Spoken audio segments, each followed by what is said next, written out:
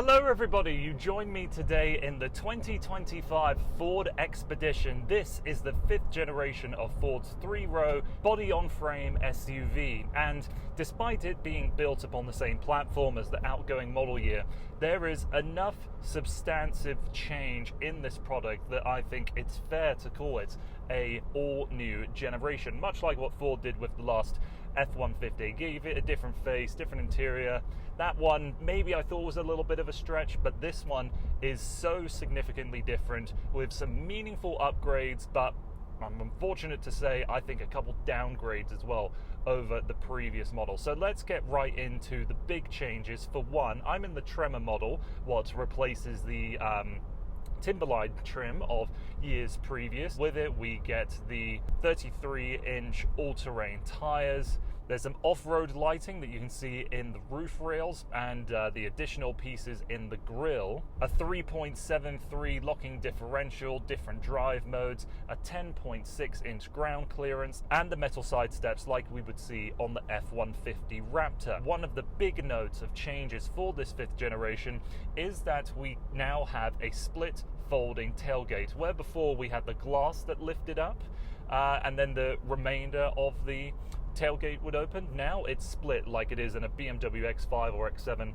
or in a Range Rover, and Ford claims that the lower portion can hold up to 500 pounds, so that's easily enough for two people to sit back, enjoy the sunset. And as you can see, you got a bottle opener, place to put your root beer, let's say, and enjoy the sunset. It's a feature that really provides more benefit than you might expect, and it's a nice little function. I like that. Obviously, there's the design cue of it being partially black, and it's like that for all trims and all colors. Another big talking point with functionality is that if you go for the 8-seat configuration, and with the Tremor you can have it as the caption chair middle row or the 3-person seats, each seat in this cabin acts independently. So you can drop each of them with the touch of the button from the boot, raise the 3rd row with a touch of a button as well, but you have to do it manually for the 2nd row. But like I said, they're all on their own independent sliders, which is fantastic. I love to see that.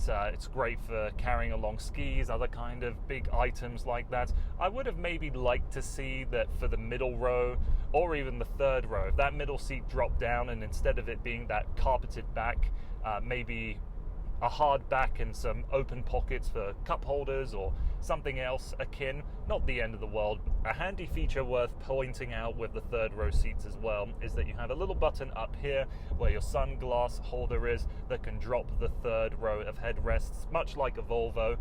So really happy that system exists. For the 2nd row of space, the amount that's offered for me is ridiculous. I have more than enough foot room, knee room, plenty of space for my shoulders, maybe headroom's a tiny bit tight. And if I were to go into the 3rd row, as long as the middle row of seating isn't pushed all the way back, I have enough space that I could sit back there for a reasonably long distance and not really complain. You can see back there you've got cup holders, some storage space, 2 USB outlets on either side, and there is a lot of USB outlets in this product. There's at least a dozen, and I really like how for the 2nd row of seating you can see there's 2 pockets. So if you wanted something that was as capable as a truck but you needed that 6th seat for that 6th person, something like this Expedition is why it's just so brilliant. To get the job done, to get everything that you need, and the additional flexibility that comes with this 5th generation is a welcome improvement, and I hope that it's a trend that carries on across all of its rivals. I wanted to get the good out of the way first, because here in the front row there's unfortunately a few too many negatives for me that I've expressed previously when I reviewed the Lincoln Nautilus, because there's quite a heavy influence on the design of this Expedition from the Nautilus, but then also the equivalent vehicle, the Navigator, which is this 2-tiered dashboard. What's the point of it? Well, for one, where you see that B&O symbol and the fabric mesh, that's a sound bar. And then down below, this is just open space where you've got your soft touch plastics, and maybe it could be used as storage shelf. Maybe you get some little grippy tapes, things like that, stick stuff down so that you have more space to throw things. but it's introduced the latest problem that I have encountered with the Nautilus, and I think it's the direction that so many car companies are going in, which is giving us more than we need and not providing anything in addition to that additional screen real estate. So you can see we've got the 13.2 inch touchscreen, which is where your wireless Apple CarPlay, Android Auto interacts. Super slick, it's smooth, you've got no physical controls for your climate control, but they stay fixed as a banner on the bottom, and the system is very, very snappy.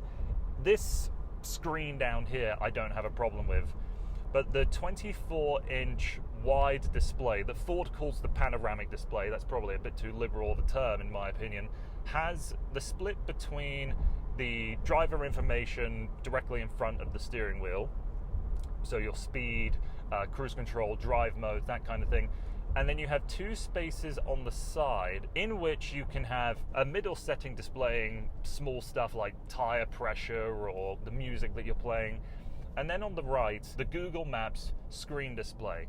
And so what bothers me more than anything is you provide the space in which information can be displayed, but most of what I'm seeing here on the right-hand side is going to be a double display of what I would be having with the 13.2-inch touchscreen. So for example, if I want to see the music I'm playing down here, it's also going to appear up here, but what else am I going to put? What my tire pressure is? I don't think I really need to know that all the time, unless I'm doing some serious off-roading, and in which case I'm not listening to my music anyhow. And then when you have the Google Maps display up here on the right, and you select it in your Apple CarPlay to navigate to somewhere, it kills this space. So you essentially have an 8-inch screen that's just showing black light, and you know, with this minimalist approach with the graphics and how they want each thing to have its own allocated space, it's just not really providing enough value for me. And with cars continually to get more and more expensive because they're implementing tech like this, it just bothers me. Give me a bigger screen, let me do more stuff with it, then I won't mind. If you're only including a bigger screen because you have the space to, it's a little bit unforgivable for me. That's my rant on the screens over and done with. Unfortunately, there are a few more niggles that I have with the interior. First of all, I find it a little strange, the placement of the drive mode, where you have your trail brake control and then your Pro Trailer swivel wheel. There, you know, one's on my left knee, the other two are on my right knee in two different places. That just seems a little strange in my mind. And Ford has created this new system here with this sliding glove box, which opens up this cavity down here below, which I don't believe the previous Expedition had. It just kind of had some cavities on the side of the transmission tunnel. With the Lincoln Navigator, it had more of that open space so that you could hide away a handbag. This same story, you could easily put a handbag in here, but you can cover that up. A good use of space, and you still have more than enough space within the center console itself. I don't really have an issue with the system.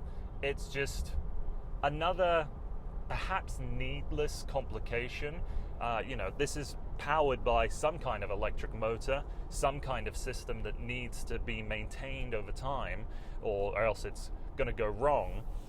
So I would have rather had that open cavernous space in which might be a little more awkward to stuff things down in and underneath, rather than have to do with this and have one more extraneous component that might go wrong. Who knows what the future holds for technology like this. The sake of adding complexity for complexity's sake, I'm not totally on board with. And the final issue, maybe you've already noticed something so far in this review, and that's that I haven't been holding onto the steering wheel. I've been driving on the highway in which has been geofenced with Ford's Blue Cruise capability. We're now on system 1.5. Last time I tested it with a Mach-E, I think it was 1.3, and it was nowhere near as confident as this system is. I've been using it quite a fair amount. At no point have I doubted it or felt like it hesitated. Now you have automatic lane changing, so I'm going to wait for this white Nissan to pass me by here. I'm just going to tap down on the indicator, and it very smoothly moves me over to the other lane, ramps up to speed in a calm, collected way as well. So this all works, this makes sense. But you're presented with this flattened circle of a steering wheel, and it just feels a little awkward for me to hold. I feel like I can't quite find the right place of my hands on it. It's kind of one of those bridging concepts where we've lived in a world for 100 years where we have circular steering wheels and we drive ourselves, and we're moving towards this future where we might not even need a steering wheel. And this is the awkward middle ground to stitch those two ideas together, I suppose. I'm not too fond of it. The Blue Cruise system itself, I think, does work particularly well. It only works on divided highways, but all I see this is a way to eventually become distracted or bored from behind the wheel. In the fear that the last couple minutes of this video has sounded rather negative, let's move on to some positives now. The Ford Expedition, I think, is one of the nicer handling vehicles in its class. With the Tremor model, we've got quite enough of squish and forgiveness with these 33-inch tires, so the ride quality is brilliant. The brakes feel strong. The 3.5-litre twin-turbo V6 in this spec has 440 horsepower, 510 pound-feet of torque, and it gives enough of a rumble that you could be mistaken that it is actually a V8 living underneath that bonnet. Even more so if you switch it into sport mode, where I can noticeably hear a difference with the exhaust. It's probably just piped in audio. It doesn't sound too synthetic. Visibility in pretty much all directions is pretty good, but looking over my shoulder here, this pillar is right in my line of sight, so that's a little bit of a nuisance. And even though most of the cabin is covered in black plastics or leathers, it doesn't feel dreary or dark in here. So where do I wrap up this review? Because the Ford Expedition in years previous was my favorite amongst these large size 3-row body on frame SUVs. The simplicity of it, as it was very much a carryover of the F-150 with a third row, just worked for me. It made sense. This is a clear divergence away from what the F-150 offers. This is my prediction and also my hope that Ford does not do what they've done here for future F-150 models. I kind of expect that they won't, because truck drivers and really what you expect out of a pickup truck, you want to maintain a level of sameness. You don't want one model year to be so substantially different that people abandon it because it goes against everything that they know and love. This, perhaps Ford is more willing to take a risk as the Expedition has moved more and more up to a premium level of vehicle. Of course, you can go with the Navigator and get something that has more leather, bigger screens in it, a couple of unique selling features, but this is a family vehicle. It's perfectly acceptable. You will get used to it, but just from my own perspective of what the front row does to annoy me, I would find it a little bit hard to step into this product if I owned the previous model year. But I can't doubt that the addition of the split tailgate, the truly independent system for all the seats, is not attractive and useful.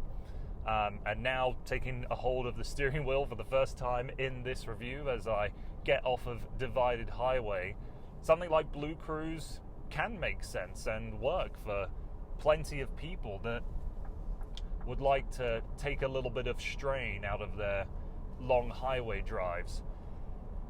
So how to rank this up against its rivals? I personally think it's gone down a step or two. I might now be looking at the GMC or the Chevrolet equivalent as the new top tier in this class. I'd really recommend that you consider comparing all of these for yourself back to back if possible, because there's a lot of capability here in all these products. What your preferences are likely different to mine, and perhaps the functionality of what this vehicle offers overwhelms the downsides that I've shared with you here today. So that's everything I've got to say in today's review. Thank you so much for taking the time to watching this video, and I hope to see you again on the channel soon.